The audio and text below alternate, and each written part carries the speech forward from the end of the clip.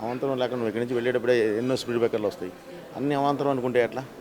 So అసలు అదేం లేదు, మా అవాంతరం ఏం లేదు. మా వెనకాల శివుడు ఉన్నాడు, దేవుడు ఉన్నాడు. ఆయన సంకల్పించి మాకు సినిమా చేశారు, చేయించారు మాతో. సో కాబట్టి ఇక్కడ అవాంతరాలు అలాంటివి ఏం లేవమ్మా.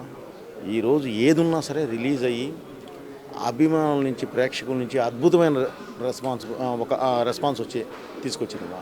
అంతకన్నా ఇంకేం కావాలి ఘన విజయం సాధించిన తర్వాత. సో చాలా హ్యాపీ మా.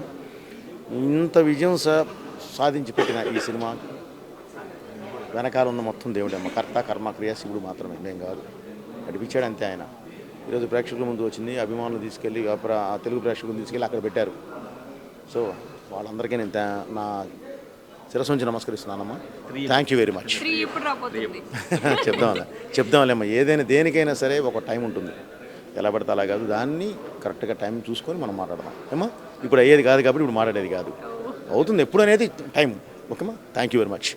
అవాంతరం లేకుండా నువ్వు ఇక్కడి నుంచి వెళ్ళేటప్పుడే ఎన్నో స్పీడ్ బ్రేకర్లు వస్తాయి. అన్ని అవాంతరం అనుకుంటే ఎట్లా? సో అసలు అదేం లేదు, మా అవాంతరం ఏం లేదు. మా వెనకాల శివుడు ఉన్నాడు, దేవుడు ఉన్నాడు. ఆయన సంకల్పించి మాకు సినిమా చేశారు, చేయించారు మాతో. సో కాబట్టి ఇక్కడ అవాంతరాలు అలాంటివి ఏం లేవమ్మా.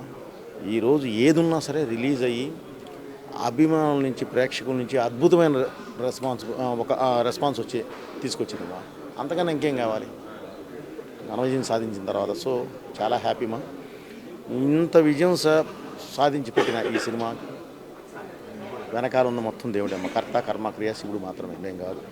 నడిపించాడు అంతే ఆయన. ఈరోజు ప్రేక్షకుల ముందు వచ్చింది, అభిమానులు తీసుకెళ్ళి తెలుగు ప్రేక్షకులను తీసుకెళ్ళి అక్కడ పెట్టారు. సో వాళ్ళందరికీ నేను నా శిరస్సు నుంచి నమస్కరిస్తున్నానమ్మా. Thank you very much. చెప్దాంలేమ్మా, ఏదైనా దేనికైనా సరే ఒక టైం ఉంటుంది.